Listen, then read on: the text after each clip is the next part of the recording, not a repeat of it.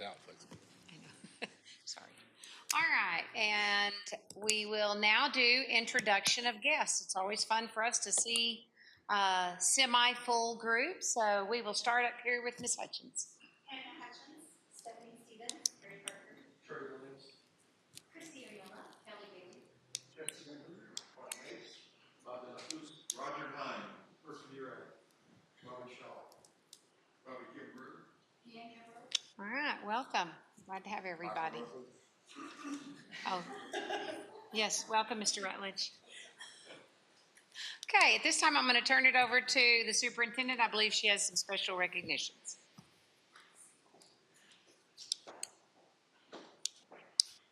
All right. Thank you for this opportunity. Commissioner Kimbrough, if you'll come up, please. Tonight, I have the honor of introducing someone who has been an incredible advocate for our schools in the Lovington community. She fought tirelessly to secure $4.4 million for a new parking lot at Wildcat Stadium, a project that will not only give our stadium a much-needed facelift, but also greatly improve the safety and accessibility for our students, family, and everyone who attends events there. She recognized the importance of Wildcat Stadium as a community gathering spot and ensured that this investment would benefit both of our schools and our town. Her leadership, determination, and unwavering support have made this project possible, which would not have happened without her. Please join me in welcoming and thanking Commissioner Kimbrough, a true champion for our school district and for Lovington. She has championed the $4.4 million investment that will make the new parking lot at Wildcat Stadium a reality. She has advocated tirelessly for Lovington students and families, ensuring safety and accessibility were top priorities. She recognized the importance of community spaces, helping create a safer, more welcoming environment where our town gathers to support our Wildcats. She secured resources that provide a lasting facelift for Wildcat Stadium, enhancing both school pride and community pride. She's demonstrated unwavering commitment to our school district, making it possible a project that would not have happened without her leadership and determination. Thank you, Commissioner Kimbrough, for your unwavering support for our schools, our community. And because of your hard work and dedication, our students and family and community are better for it. So we are so grateful for everything that you've done for Lovington. Thank you.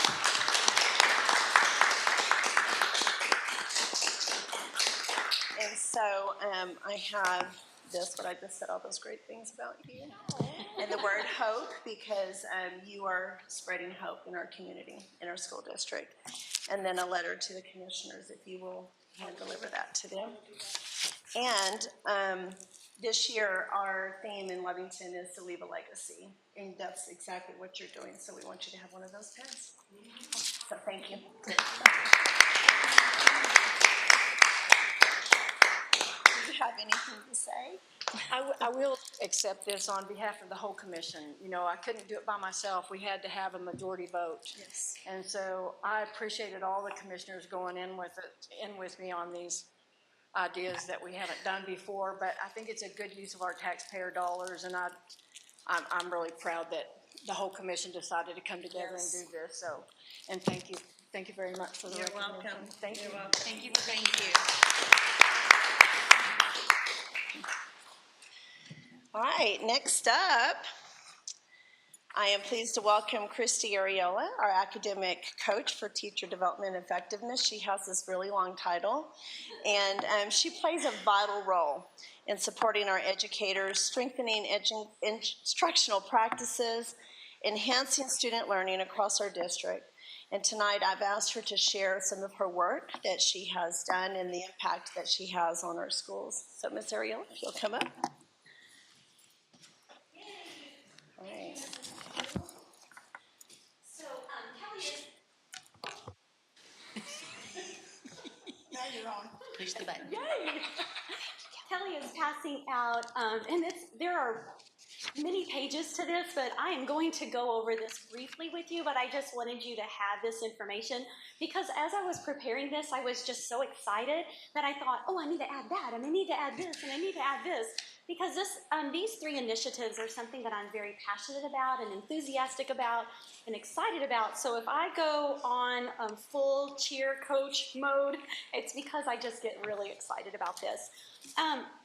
NTA, Ed Fellows, and our Mentor-Mentee program are all parts of our Portrait of a Wildcat, our priority area 2, which is teacher development and retention.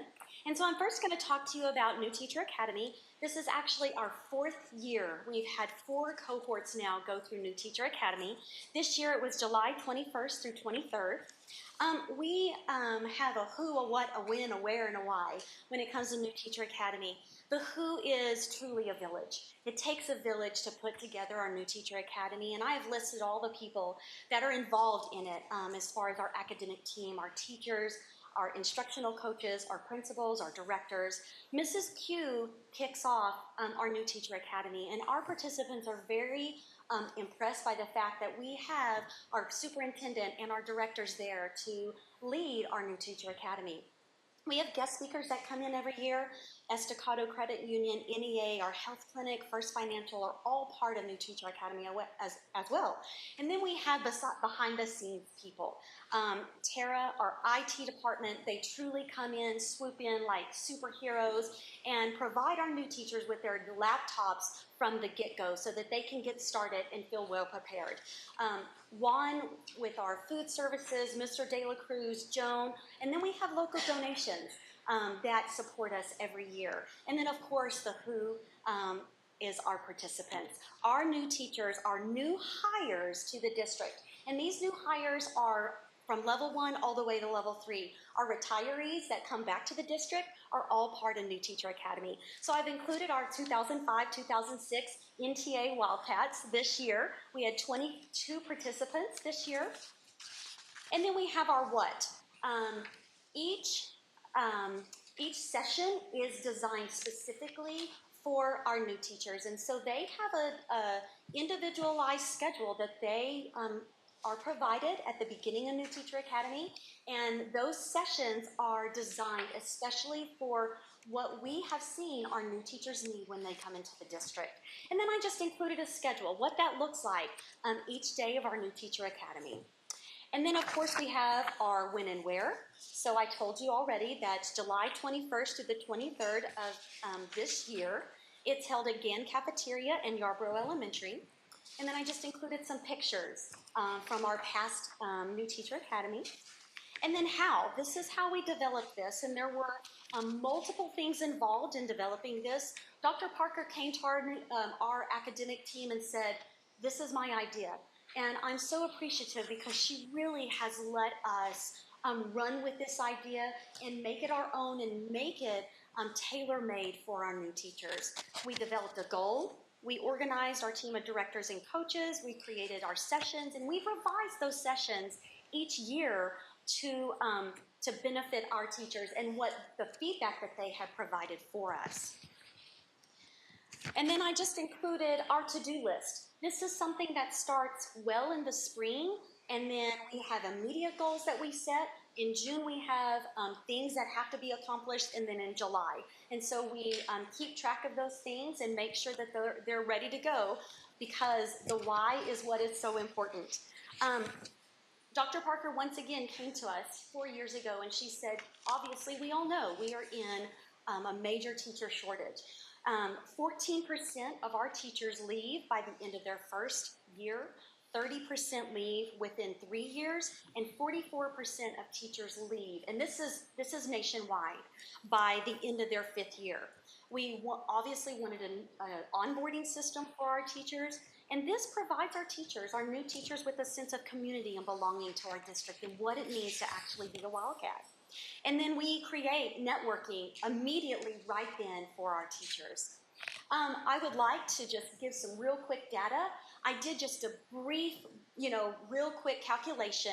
In the last 4 years, we have retained over 70% of our new teachers. And Last year's cohort of 2024-2025, we retained 100% of those. Yay. They all came back to us.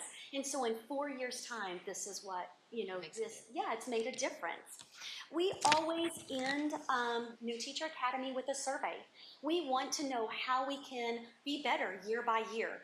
And so I just added in some of the results of that survey and really the comments that they made. So what is your favorite part of NTA? And you'll notice over and over again they say the community. And so they've established a community at the very beginning that they get to carry on with them. And then again, what overall suggestions would you say, would we ask them what they would make as a new teacher? And they are very, at that point they feel safe and they are very open to tell us what they would like, what they think would be best to add for the future. And from there, those new teachers are all, and we always give them a swag bag. And in their swag bag, we have contents that the presenters actually order. They, say that this is what they need for their session. We include books. So we have Harry Wong's First Day of School. We have Teach Like a Champion, which gives them great strategies for them to use. And then our level 1 teachers are then part of our new teacher academy, our mentor-mentee program. And so each month we have what's a book study that we get together, and I do this with our brand new level 1 teachers.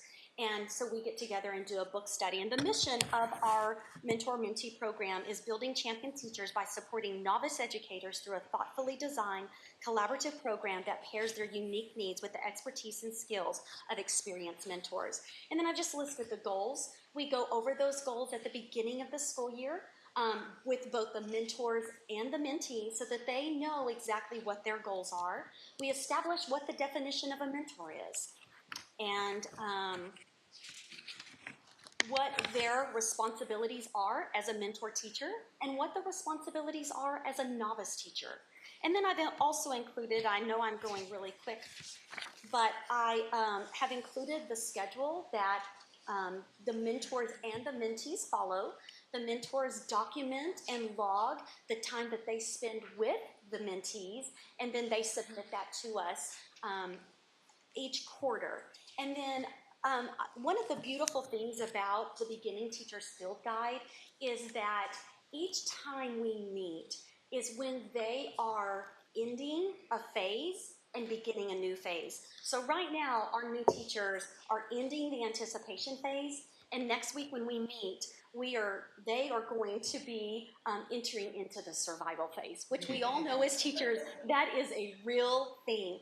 And so we talk about that, and it's just a great community. And so each phase is what they are entering in right before we meet.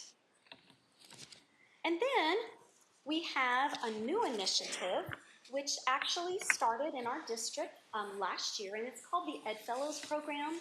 And Lovington is and always will be a grow your own district, because in this room, how many of us are graduates and have come back to serve in our district? And so I've always prided the fact that we are a grow your own district, but the Ed Fellows program really does grow your own. And what it is it's initiative designed, and it's actually provided by PED, and it is students who are seeking their licensure in education. And so what they do is we are allowed to place them in our district. They become our employees, and then they're able to work on their education while they are employed and being paid. And those of you, like myself, that remember when we were going through our educational classes, we were told we couldn't have a job, and we certainly were not getting paid to do that. So this is a win-win situation for everybody at hand. And the goal for Ed Fellows is to improve student-to-teacher ratios.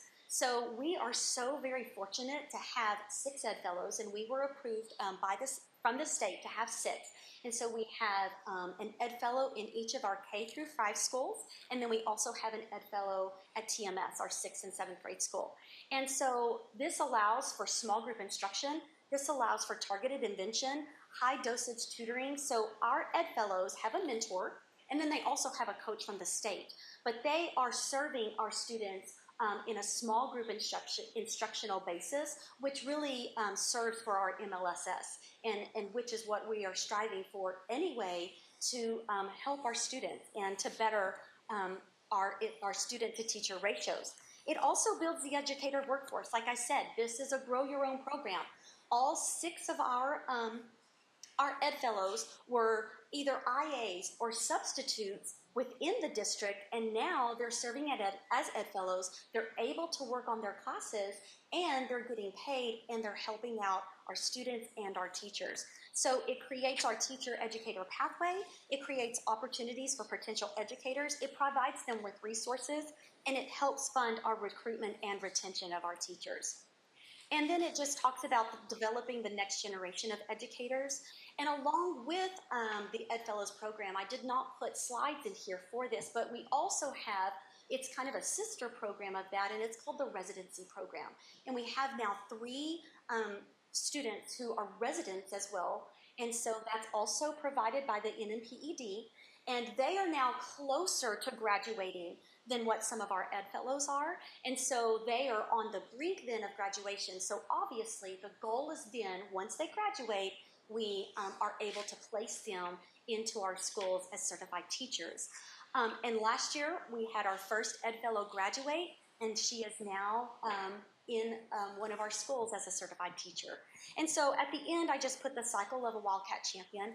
Obviously, we want them into the Ed Fellows program. They become new teachers. They then become a mentee. We want them to present at our New Teacher Academy, and we had our teachers from last year's cohort come and be on the New Teacher panel and also give some of our presentations for our New Teacher Academy. And then we want them to then become mentors of their own, and then the cycle just continues. So that is it in a nutshell, and I know I spoke really quick, but I was really excited. And but do you all have any questions about any of the aspects Questions? that I talked about? Comments from the board? The residency program? Yes, ma'am. It's much like the Ed Fellows program. We have 3 teachers, and they are close to graduation. So they're still in college? They are still in college as well. Yes, ma'am. And they are all from Eastern. So our Ed Fellows can actually be, they can be studying at any university. There's not, but our residents actually come from Eastern. Yes, ma'am. And it's much like our Ed Fellows program, but they're just closer right now to graduating than what our Ed Fellows are. And the regulations are a little bit different as far like the difference in the programs, but they're primarily the same. Dr. Parker, did I miss anything? Okay. I know that when I was looking to make sure, because I didn't want to speak incorrectly on this, but when Secretary Padilla presented to the LESC last week, she was talking, and her budget for next year actually includes a little bit of an increase for Ed Fellows, because she talked about what a good thing it is for districts. Yes. So now our Ed Fellows, do they also attend the NTA if they've already been designated as an Ed Yes, Fellow? Okay. absolutely. I They thought that are- really helps them. Most definitely, Okay. and we did have some of our Ed Fellows attend our NTA because we already had them placed. Good. And yes, they did. And then they also are part of our professional development. Any professional development that we have, they are a part of that, just so that they can get immersed in all things. Yeah. Helps them be better prepared. Yes, ma'am. That's great. This It's is awesome. great. I think the numbers, speak for this program. Absolutely. That's amazing. I was going to ask that question. I'm glad you said that. Thank That's you. awesome. The 70% and the 100%. And Good job. it makes a difference. I mean, Absolutely. every year you guys tweak it a little bit, but they feel more prepared, Yes. and because we all remember if we went through things way back in the day, wasn't quite like that. So thank you. I know it's a team, So thanks to Absolutely you and it your is. team for that. Absolutely. Thank y'all so much. Thank you. Well, thank you, Mrs. Ariola. She is going to get a certificate for displaying all 5 traits of our fortunate Walcott. One, confidence, integrity, adaptability, critical thinking, communication, and confidence. So here you go, Christy. And I'd like my team to give Commissioner Kimbrough, who's standing in for the commissioners, and Ms. Ariola 3 claps and a woo. 1, 2, 3. Thank you. And you don't have to stay. You are welcome to stay, but it's okay. All right. Do you have anything else? Okay. Thank you again. Okay. Then I'm going to move right on into information and into director's reports, and I'll open it up for questions from the board. I've got a couple of questions on, and I think we went through this last year sometime, but the food and this goes with the food service numbers, and then your superintendent update with the student membership. Those numbers match identical, or there may just be one off. So are we giving a lunch or breakfast to every student? Is that necessary, I guess? I don't see the reasoning behind that. I know there's students that bring their lunch or don't eat the breakfast. Is it just a waste? You know what I mean? I just found it odd that the numbers match identical. So we just pulling numbers from one sheet to the other. Actually, what's happening, we have a lot of students that are bringing their lunches and they want a milk. So when they go in there and get a milk, they have to get the whole entire tray. Huh. So they're given the opportunity to do that. And we have several other students that go through and get a tray and get what they want off of that. And then we have the PED started this 2 years ago. They put it aside on a tray, and then people that want, or students that want seconds are able to go to that tray and get seconds. I just was thinking it just would seem like a waste in some cases. I could see where, you know what I mean? Where They prepare food for given- the amount of kids that are there anyway. I mean, because just in case they all decide to eat that one, they had spaghetti today. And so a lot of kids love spaghetti, so a lot of kids will actually go through the line, and you'll have the ones that don't. But they're able to put it aside, and the other kids will benefit from it. Because the serving, the courses in elementary are a lot smaller than they are the secondary. Yes, sir. Now, once you get into 6th grade in Taylor, they average almost 100% participation in the cafeteria. And what we started doing at 6th grade this year, we're bringing the same menu from Taylor over to the 6th grade. That's why we changed the rotation that they have. They go last, right before new help kids get there, because they're able to go ahead and get the same thing they're going to be getting next year. With a little bit bigger portions they get. Yeah. And it does. I mean, a lot of students do.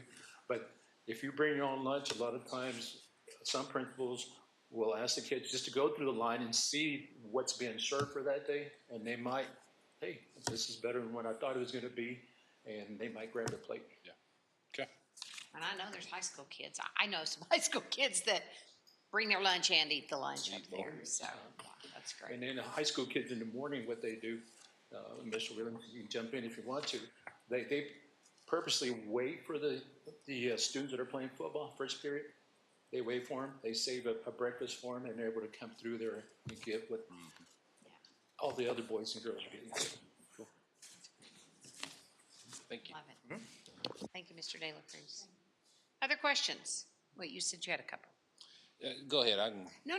That's fine.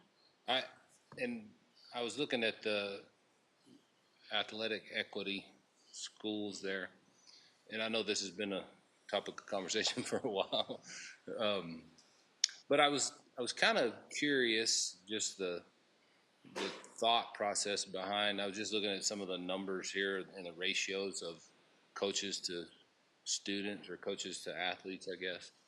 Is there, and then I mean, looking at I think this is the middle school cheer. And if you look at that, it's 1 to 28. Whenever you look at basketball, it's 4 to 28. You know what I mean? Is there a rule that has to be followed there, or is it? No, the middle school cheer is kind of an oddball program in that they allow 6th, 7th, and 8th. Right. We only have one coach there. I mean, I don't think that's that's not an excuse, I don't think, right? I mean, if we have, I'm asking, is there a ratio that has to be met? You know what I mean? You mean legally? Yes, sir. Not that I know of. Okay.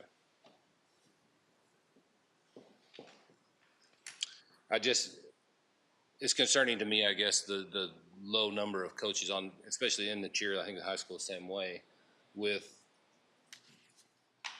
the many kids that are out, and then you have one person up there being the coach, and that, I mean, it just doesn't work out, I don't think, to me. Do we have funding available to pay for a second coach if someone was interested in that position? I would have to look at that. I don't know that answer right now. Yeah. I believe we have 2 or 3 cheer coaches at the high We school. have 2 at the high school. It shows 2 to 10 and 2 to 30 or something. And then at Taylor Middle School, I thought we had 2.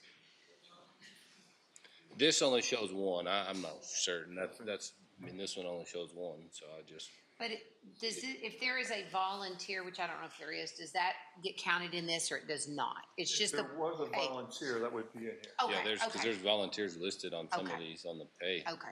Because they're not taking any pay. Any which money, is okay. fine. I just was curious if there's a ratio that has to be met. Okay. Question. No, it's similar to the classroom, right? We don't necessarily have a ratio in a classroom. Some of our classrooms have 25, some have fewer. Mm.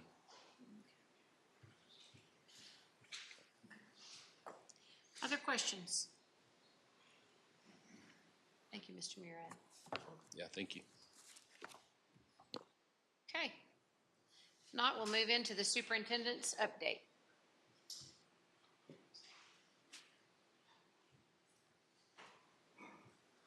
I stand for any questions you may have. You will see the Albuquerque Journal article in there about our LMSD program and the Macro Award, our enrollment, and then the letter that I gave to the commissioners is there, as well as Okay. Questions for the superintendent? we got high ratings on our what's it called? Preventative maintenance. Yes. Yeah. Too many acronyms. That was exciting. Yes. That's a lot of work. Thank you, Jesse, and your team for that. Yeah. Okay, questions for the superintendent? No, ma'am. Okay, well then I'm going to move right on into routine matters. We'll take items 1 through 4 as part of the consent agenda. Do I hear a motion to approve those items as presented?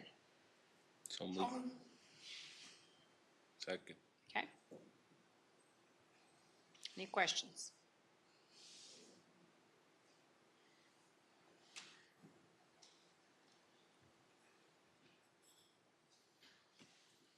Okay, thank you. Next item, budget adjustments. There are 2 budget adjustments. One of those you'll see is for our Ed Fellows program, and I stand for questions. Any questions for Tanya? It's great to see the state investing in that finally. All right, do I hear a motion to approve the budget adjustments as presented? So moved. Okay.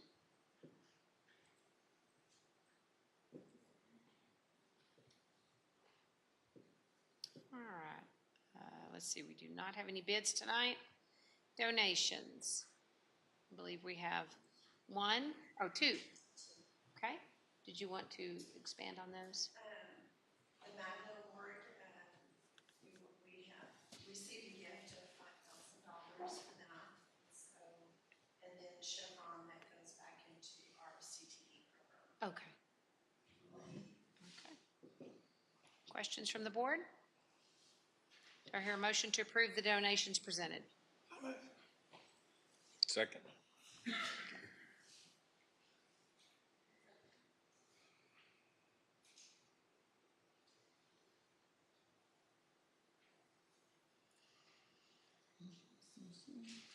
All right, thank you. Moving into old business. Second reading to consider approval of update to policy I-7450.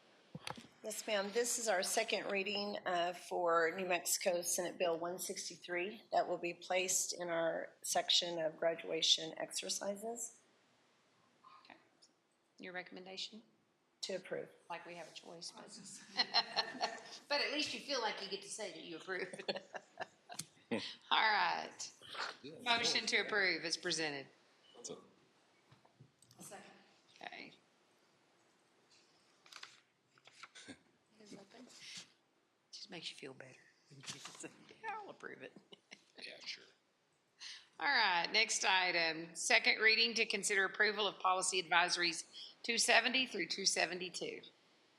So these are advisories surrounding AI, and our district has been working really hard to update our handbook and policies and procedures with that. Trying to stay ahead of the game is tough. And it's also, there's one in there, the policy advisory 270 is about copyright compliance. And then the others are about just adding a reference to the AI policy. Questions from the board? On 271, the exhibit, I guess, will that just go in with the handbook and all the agreements and stuff that people sign, or?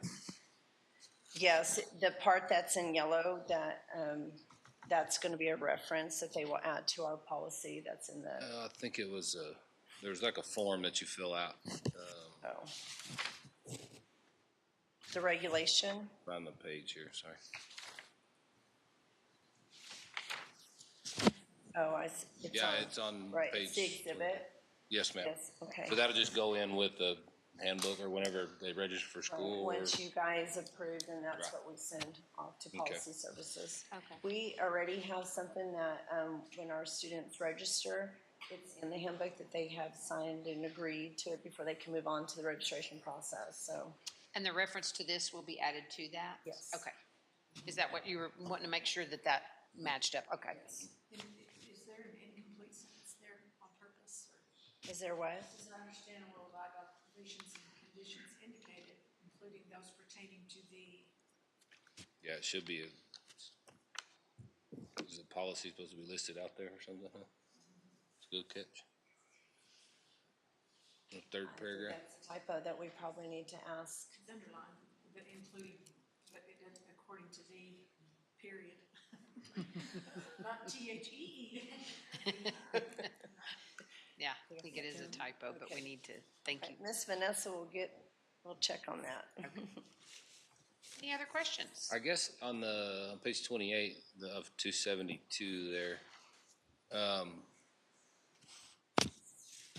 I guess we're gonna have a like district authorized generative AI tools, like a list of these tools that we can use, or I assume. I mean, I think as we make that list, it's gonna become, we're gonna have to update it constantly. Exactly. So I think we have to be, as you can see, this is all underlined, so this is a brand new yes, ma'am. advisory that they're putting in to.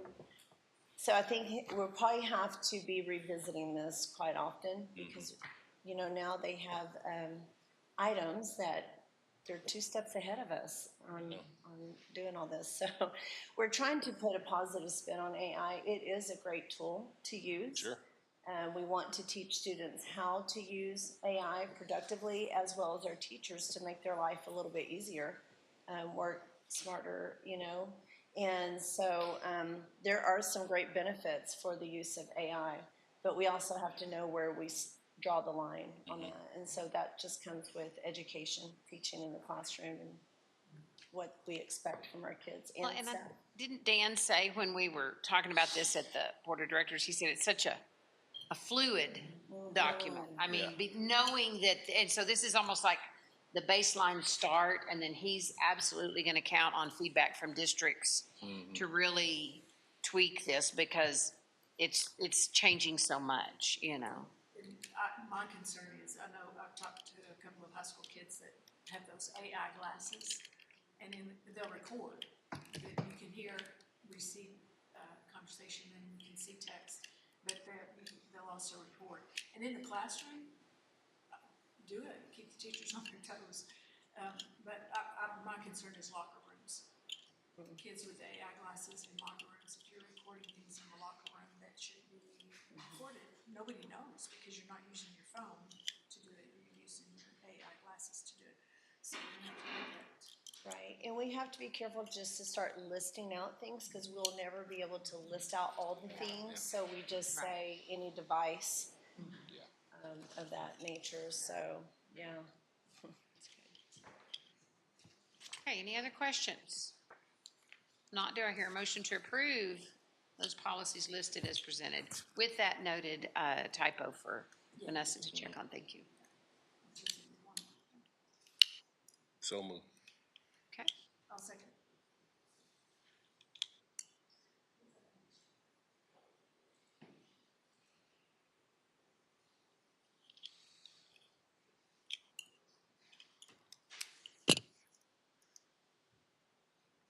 Okay, thank you.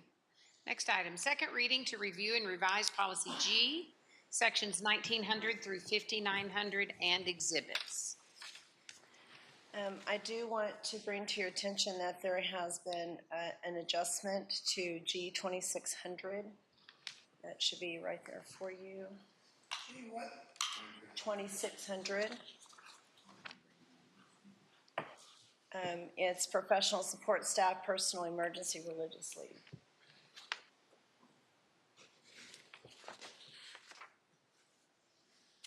And then the rest is our second reading.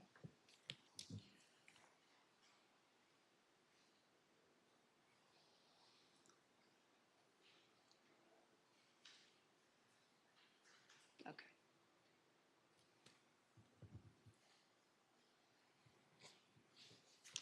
Okay, thank you. Questions, comments from the board?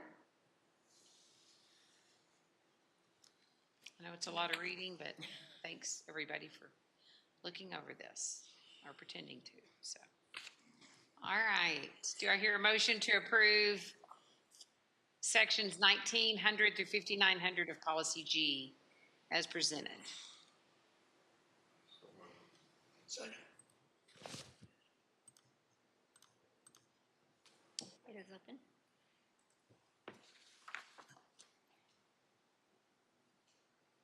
Okay, thank you. All right, moving on to new business. First item, consider approval to propose change to overseas student travel. So, I believe it was Miss Roberts came before the board in the spring to ask for overseas travel. And they put out the information to the students and they did not have a lot of interest. So they came back to the drawing board and have wanting to get your permission to offer a trip to Boston, New York City, Philadelphia, and the surrounding areas this summer. And they have provided a copy of the itinerary there for you to see. But they wanted to let you know that there's been an update to the prior approval. And they do need your approval since it is leaving this New Mexico. So they won't do the EF tours overseas? No, I believe it's with a different company. Is that correct, Mr. Williams? It's on Explorica. Yeah, so that's, but it's replacing the other one's not gonna happen at all? That is correct. Yes, ma'am. And it's also a student-based tour company that Ms. Roberts has used in the past, so they're reputable. Okay, the other one was Mr. Sloan. Yeah. No, I like the kids exploring more about our own United States. And that's a I think great a lot of area. history there. That'd be a fun trip. Be a really fun trip. Just a little FYI, if you have not visited the new museum in Arlington, the Medal of Honor, you need to do it. It's awesome. That's good. No. Okay. Superintendent's recommendation. To approve, please. Okay. Do I hear a motion to approve the change of student travel for June? So moved. I'll second. It's open.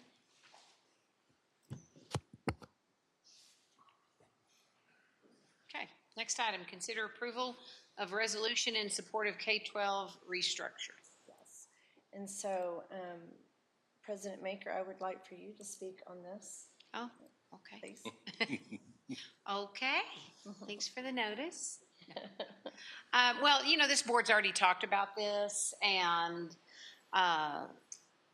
we want to pursue getting everything aligned to where it's this one program is based on days, and every other aspect is based on hours. And so we did present to the LESC a couple of months ago, I believe, and then it was recommended that we put this in the NMSBA resolutions that is also given to legislators. And so I'm definitely open to any adjustments, corrections, typos that you see.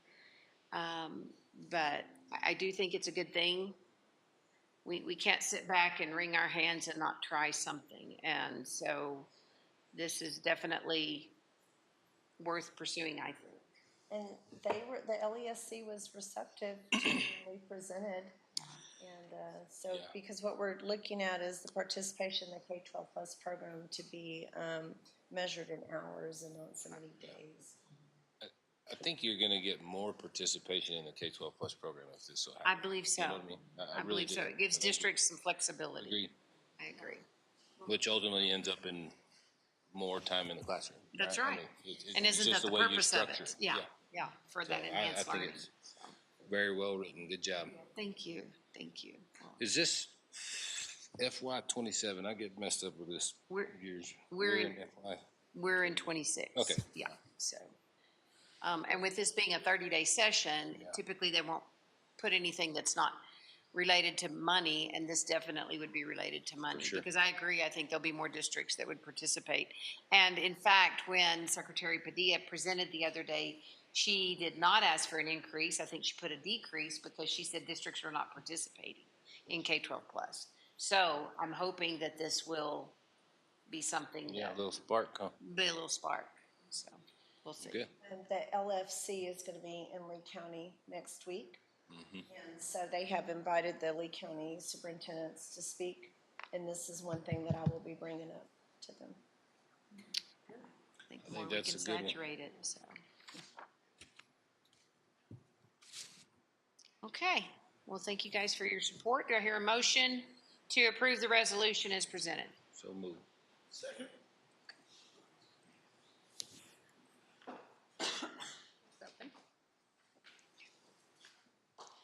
Okay, next item, consider approval for a district-wide audio safety system.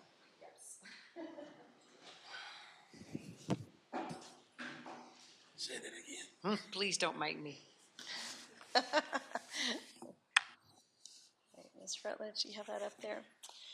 So as our current system is in the need of being upgraded and replaced, we received word a couple weeks ago that the company that we are with is no longer going to be able to supply or be available to us to upgrade our system or replace any of the parts that are right now not functioning correctly. And we began to search for a robust system, and we have landed on audio enhancements. You will see in this presentation an enhanced system, a safety feature, ease of functionality, and speaker system, which is a pretty neat thing in the classroom, and bringing us up to speed to enhance student learning and safety, just not for our students, but our staff as well. And so Mr. Rutledge is going to help with this presentation. And Mr. Rutledge and Mr. Van Hoosier spent some time with audio enhancements as they have come into our district to assess what we have and what we would need. And they've worked closely with them as well as some of my other directors. But Jesse and Michael will be available to answer any questions. Right, gentlemen? Okay, go ahead, Michael, to the next slide. So audio enhancement is already in some of these places in New Mexico. As you can see in the Albuquerque Public Schools, they have just put this into their district. And Gadsden is a champion in this system. They have put this in, and they are adding to it as they go. And they love it. Bloomfield, Las Cruces, Alamogordo, Belen, and Socorro. As you can see, there's really nobody on our side of the state that has put this in. And we feel like we have found a real gem, GEM, in this. And we're excited about the possibility of this taking place in our district. You will also see that it's just not a New Mexico product. It is across the nation. And some of the largest school districts in the nation have this implemented into their district. Okay. And then we're going to skip over this one, Michael, just because of the time on it. But this is was founded by this family, and the mom in the middle, two of her children were born deaf, and so at the time, she said, I will not have where my kids will not be able to have the same equality and equity. And so she developed a system to where the teacher could wear a device around her neck, and they would have something on their desk, a speaker, and they would be able to hear the teacher speaking. Well, then she found out that kids were wanting to sit around her son so they could hear the teacher better. And from that, the story just grew, and now they've developed this beautiful system that is in the schools. Isn't there another? Let's do the first one, I believe, or the one that talks about the school. The schools.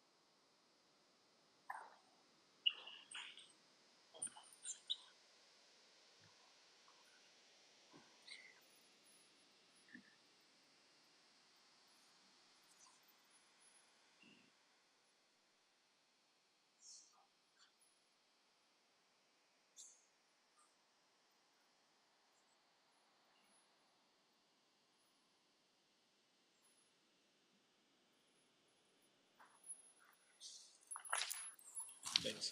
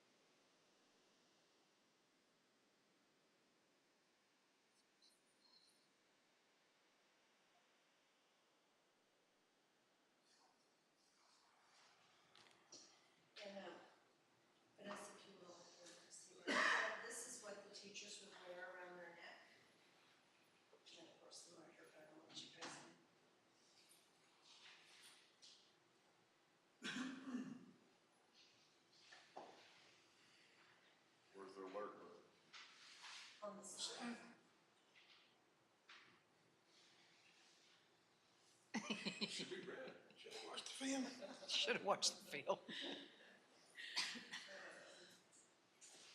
So right now, every Leventon school campus suffers from an outdated intercom and mass communication system, some of which are non-functional as we speak, and repair parts are not available. This represents a major safety concern impacting both everyday communication and school-wide emergency responses. There's a lack of integration.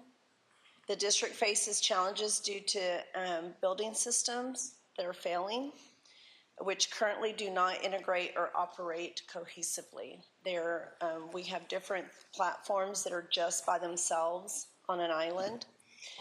And then fragmented management causing, there is no centralized district level management tool in place, which is causing a fragmented system. So if you will look at the next slide, this is what we have right now in our schools.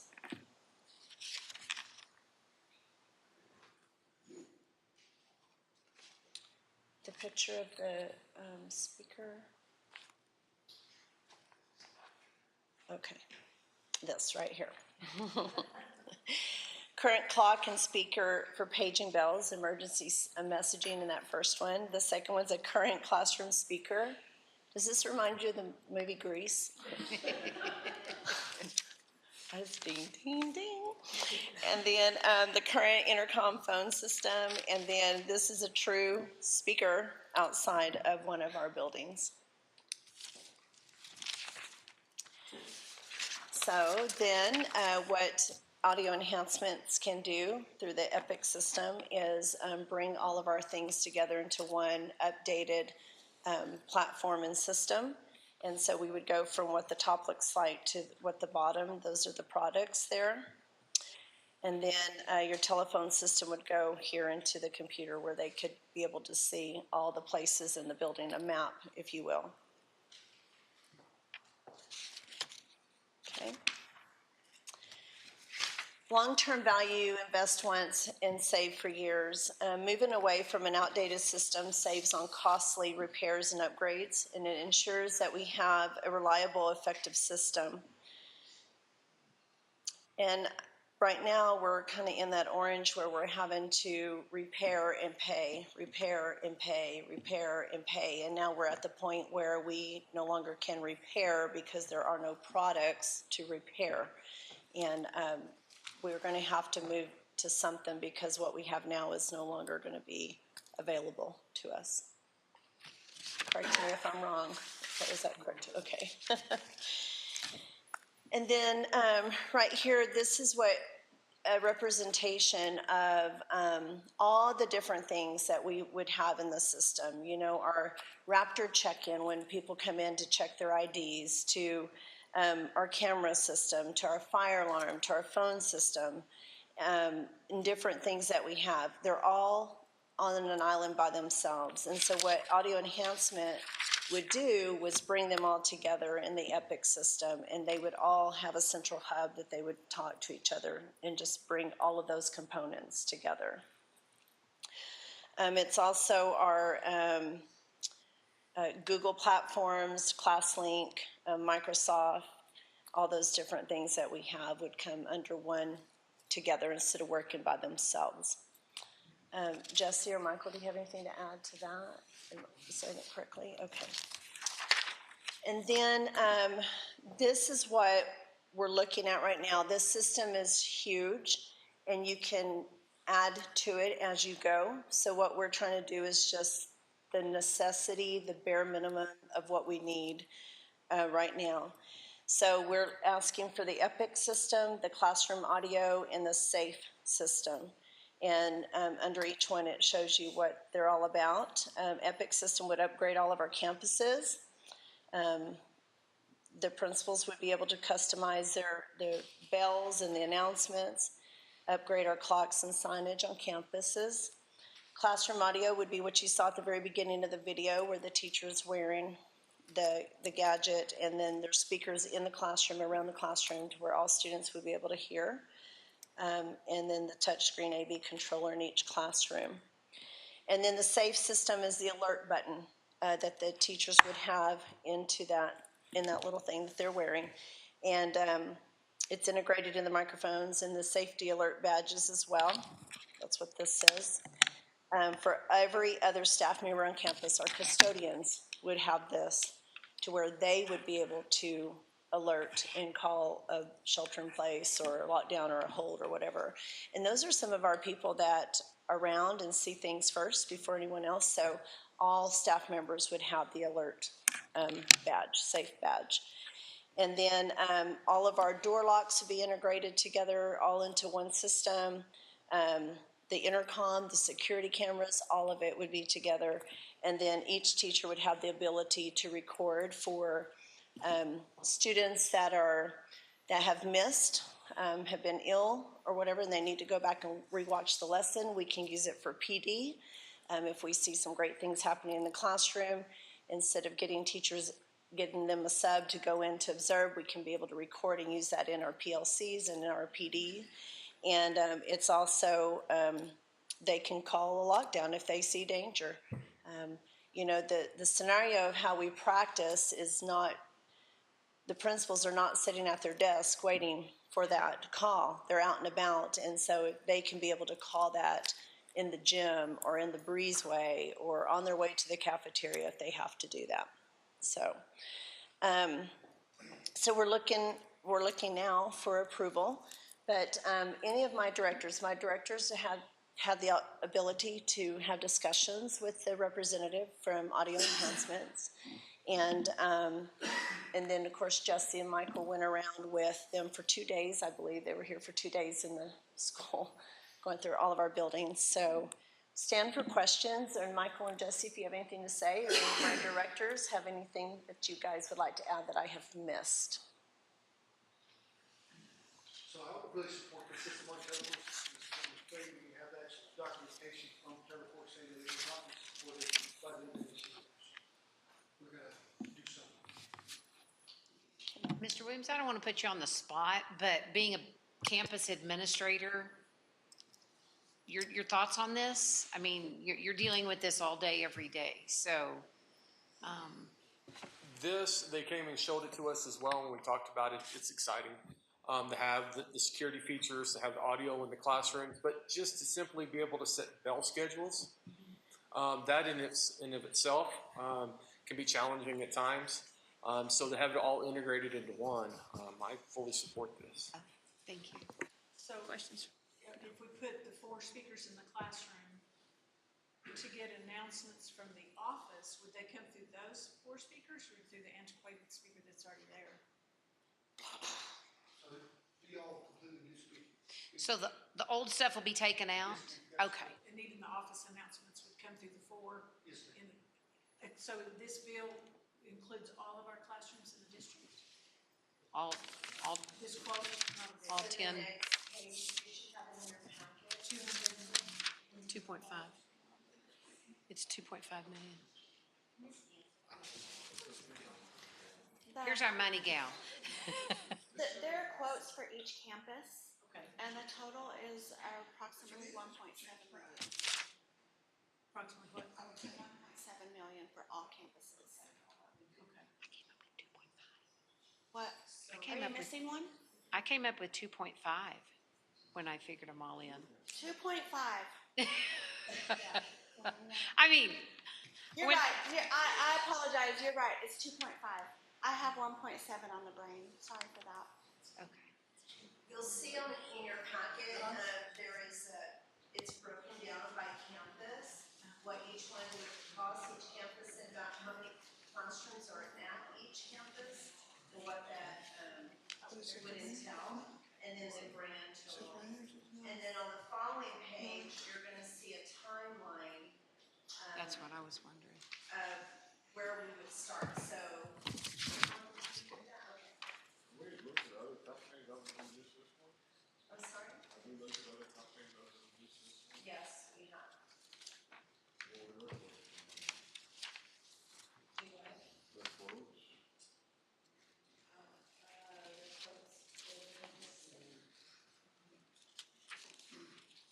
Well, seeing some of the stuff where it says preventing waste, and the bottom it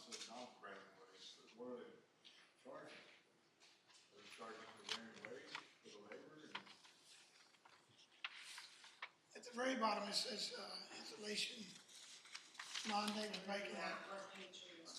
Well, just go on everything, after every report toward the end, after total numbers, we will have a line item that says any installment rates quoted are non-daily speaking for living wage requirement, unless separately noted in the description above.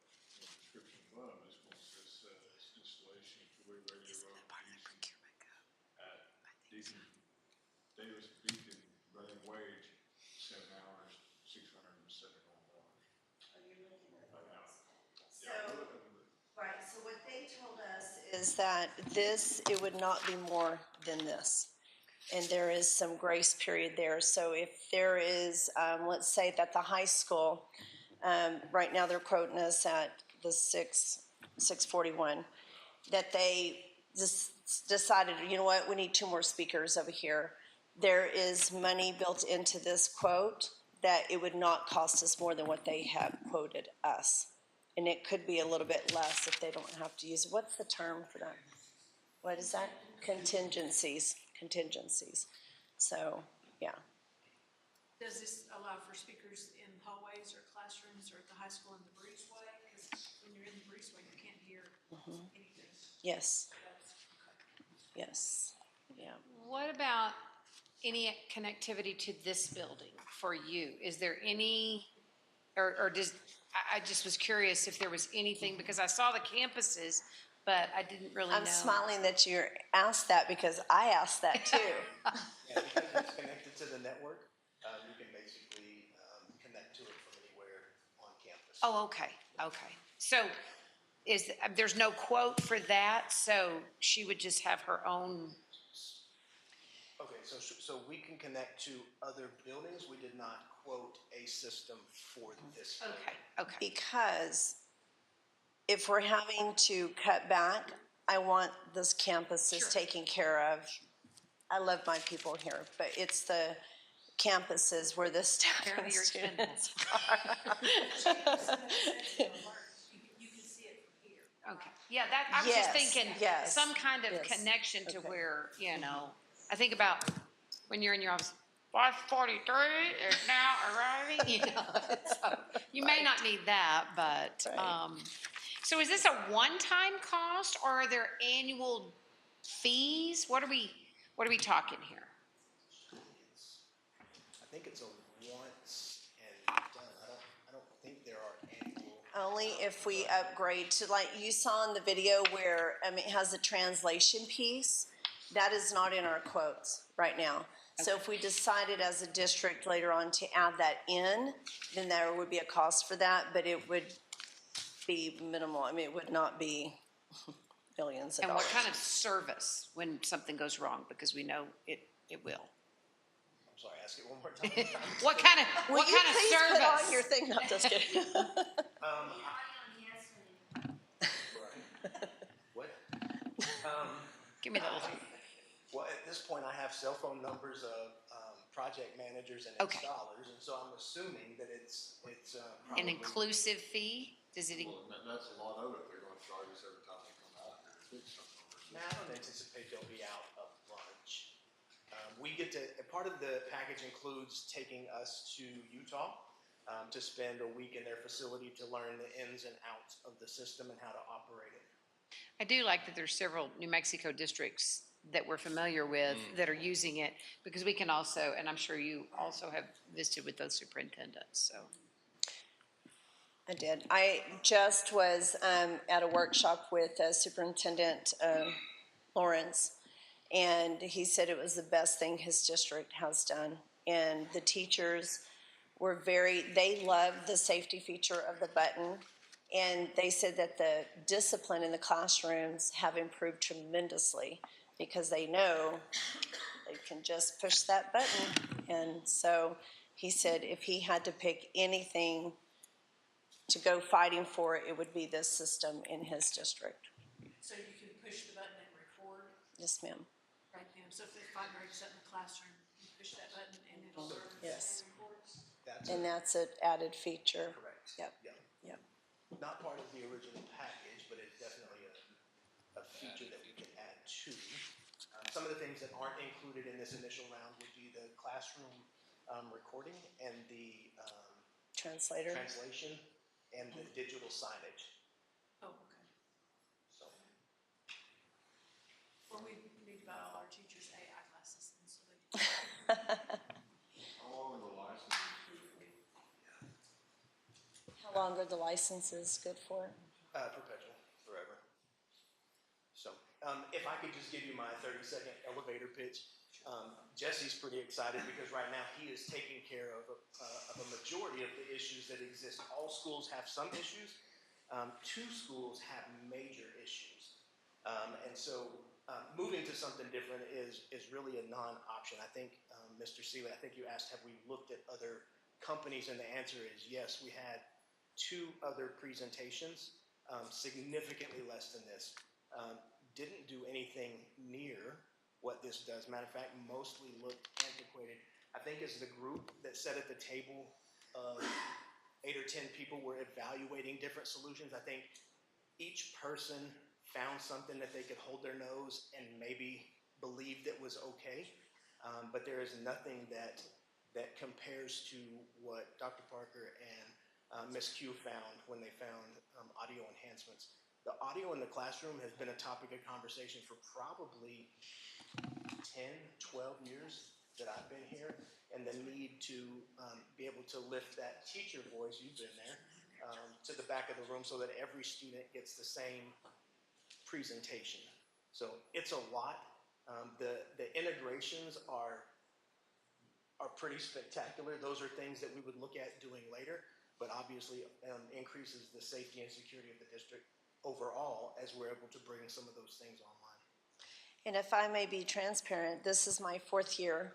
I'm going into my 4th year as a superintendent, and one of the very first things that was brought to my attention was our intercom system.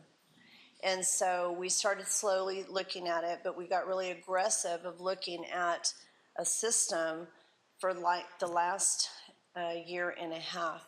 And so this has not just been an overnight, oh, this looks great, let's do this. We have really, truly been looking, and we've brought in other companies into our school system to look to see what we have, and they've done presentations. And for about 4 months, we just tabled it because we just didn't feel good about it, and we didn't feel like they were going to take us to the next level, that we would be right back here in the same position. And then we were able to discover this audio enhancements at a national convention. And then that's when we started talking about it, and we brought it back to the team.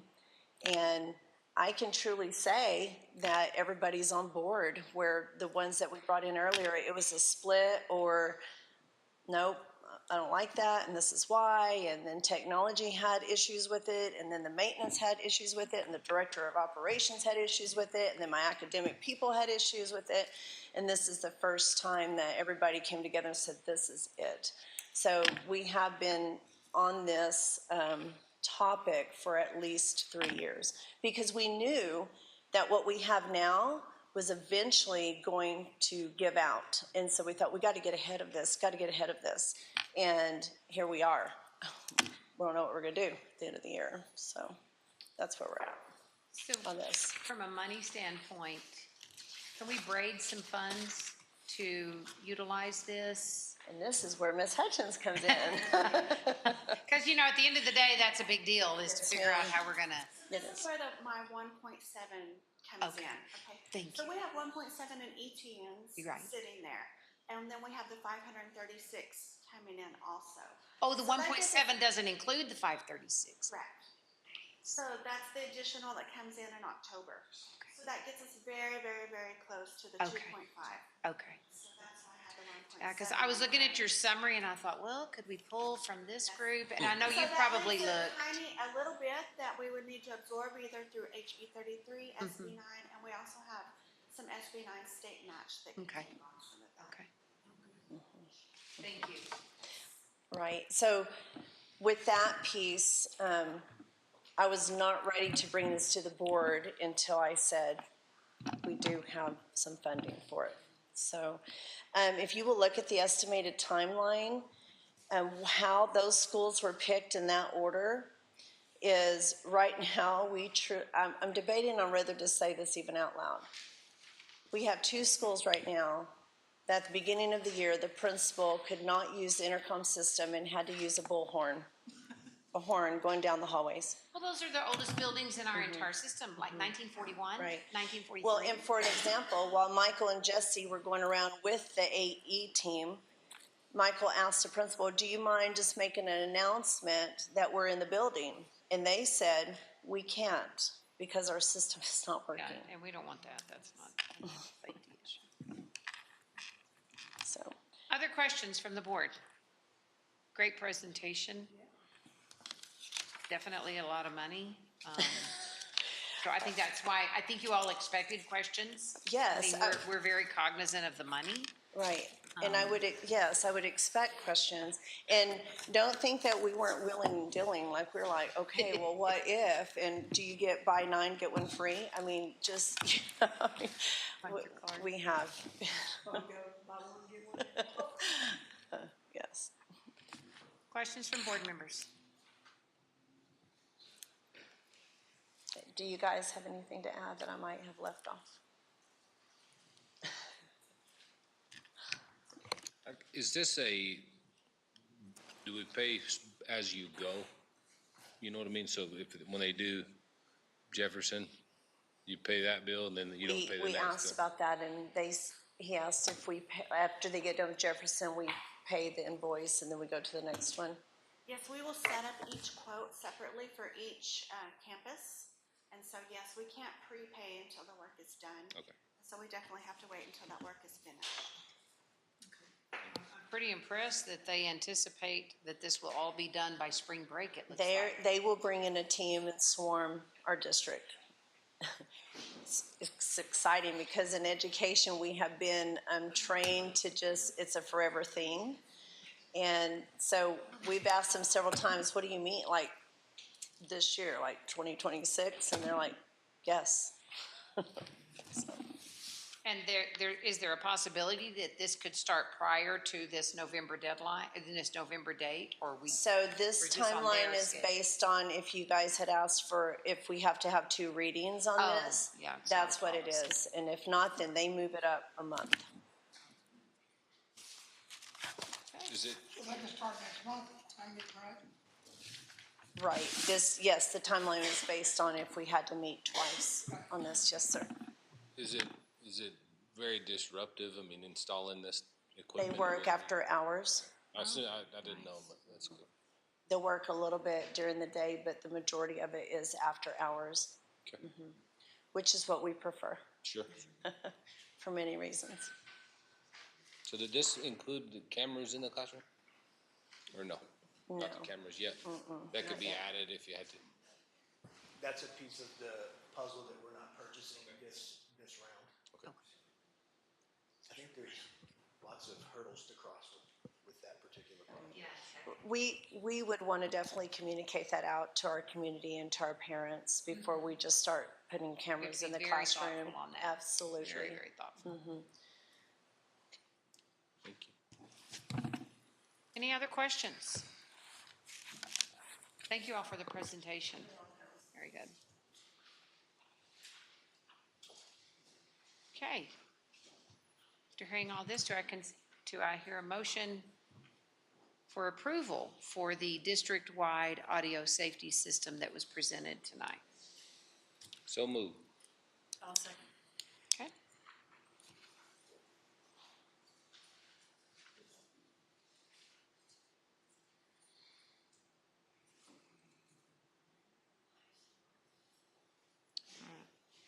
Thank you. I think it's going to be good for our kids and our staff. All right, next item. First reading to review and revise policy G, section 6100 to 9400. Exciting part is that this will be the first reading for the last part of this section. Please take a look at G 7500. We have tried to make this policy more clear, like bulleted. and easier for our staff to understand, and it supports staff vacation and holidays. And so. Is it in what you printed out, or did you make something new on the? No, it should be. Okay. Okay. Okay. Yeah, it's uploaded. So, yes, ma'am. You don't have to comment on it tonight, but just I wanted to bring it to your attention to look at for sure for the second reading. Okay. Do you have any questions? Any questions from the board?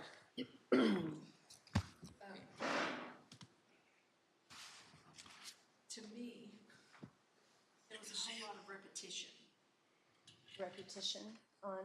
between, like, well, I numbered my pages because I was getting lost. Like page number, the first one, and then 109. And I don't know if they're, because they're different. What's the difference between professional staff members and support staff members? Certified, yeah, certified staff in No, it didn't say class. certified, it said professional. There is some that about certified, but then it says professional staff and then support staff. So the professional are certified, and then the support are classified. Staff, am I correct? Okay. Then it talks about governing authority in part of it, and then the board in part of it. Is the board the governing authority? Yes. So do you want us, we'll go back through and. We just need to we need to look at the state statute and make sure it lines. I'm wondering, we'll look at those. Okay. Does it have to line up with what it says in like In the wherever the statute. reference is? Yeah, in statute. That's a good, Yeah, we need to look. because, like, text, it says the governing authority on the appeal procedure, which is exactly like the front part, the appeal procedure. The governing authority shall meet to hear the employee statement in no less than 5 days or no more than Yes. 15 days. That's the board. So that's the board? Yeah, Okay. when we've had Because in other hearings. places, it specifically says the board instead of governing authority. And I didn't know about consistency there. On transfers, it should be the policy of the board that personnel be assigned on the basis of their qualifications. Okay. So let's look at that Okay, I can and just see, come in. yeah, and we could sit down and, does it say that in the state statute, so we have to match it? Or can we, because I think it is great to be consistent on it, Yeah. because the governing authority is the board, so if we can use those, it would be less confusing. Yeah, so. Okay. Click on the legal reference. Uh-huh. It'll show you where it is. Okay, well, I have the print instead of Yeah. so I can do that. You can click it right here. So then you guys will get a hold of me if you want, or just right to the second reading. No, I would ask that, you could go ahead and reach out to the superintendent if you see that. And then, the recommendation can be made at the next meeting once we get some clarification. Okay. Yeah, Okay, well, I'll pull it up here so that I can click on. yeah. You this, didn't click on your because I can't paper, click huh? on paper. And that was, I already through that one, because I have a question that's not to do with that. Oh, okay, well then let's hold off. So as far as this item? Okay. All right. Any other questions on this item?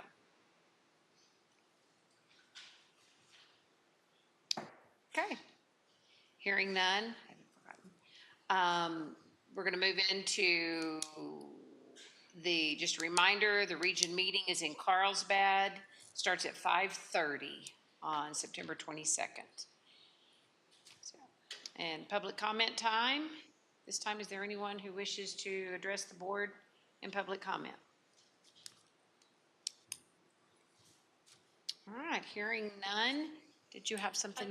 Mr. Williams might be able to answer this question. Laura Grotter asked me at the Cancer Center today about United Way selling the pink out T-shirts that they've done in the past, and so I contacted one of the ladies on the board, and she said the Hobbs cheerleaders are selling them, and all the proceeds go to Loudon County. But I looked on the link, the screenshot that she sent me to see about all of us at the Cancer Center getting some of those, and they all have big Hobbs Eagles on them. Oh, no. Which we can't do that. I said, no. Do we know if any of our sports teams are selling pink out T-shirts this year? Are volleyball or football doing that? Do you know? I've seen some. But Because we have people at the Cancer Center that are interested in purchasing those. So I'm not familiar with the United Way shirts. We are selling pink shirts. We do have a couple of staff members that are battling cancer at this point in time. And so I know that with the NMA, they used to do the Susan B, the cancer breast. And so we've kind of stepped away from that because that's all the profits have to go to those organizations. When the booster clubs bring it on themselves and we sponsor someone, then those funds go directly to the person that we are supporting. And so that is where we are. But as far as United Way, I don't believe that we're doing anything with United Way right But now. I think, is it volleyball and football? Yes. Is it volleyball and football that are Yes. both selling? I see Roger and Mr. Murad both nodding their heads. Do you have forms that I could get to take to the cancer center for the ladies, the nurses there that want to order some? QR code? QR code, On their Facebook page? it gives you the flyer. Okay, Okay, okay. thank you. That's great. Thank you, Patty Ann. Okay, this concludes the public portion of our board meeting. Do I hear a motion to move into executive session? So moved. All right, thank you, everybody. Let's take a 5-minute recess. My legs went to sleep. I'm freezing.